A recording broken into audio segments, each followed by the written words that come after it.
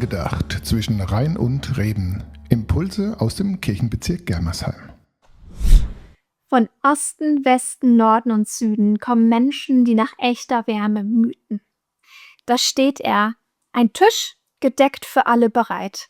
Und an diesem Tisch, da sprüht, da funkelt und erblüht die Zeit.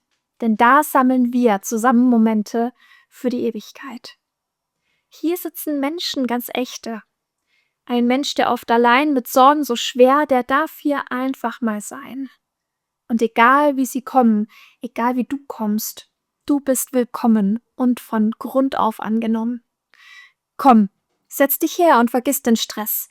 Lass das Leben, die Gemeinschaft blühen mit einem Lächeln im Hier und Jetzt. Die Freiheit, die ist gesetzt. Ich habe neulich geträumt von einem Land, in dem für immer Frühling ist. Hier gibt es kein Hungern, kein Frost in der Nacht. Das Leben, das lacht. Und alle, wirklich alle sind hier willkommen. Wir dürfen gemeinsam hier ankommen. Von Vielfalt getragen ist kein Platz für Streit, feiern wir das Leben mitten in dieser Zeit. Lasst uns Platz nehmen an diesem Tisch, an dem das Herz auf der Zunge sitzt.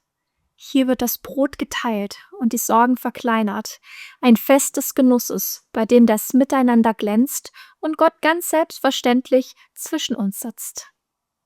In diesem Land, wo der Winter freundlich beicht und der Himmel in Blau und Rosarot sich zeigt.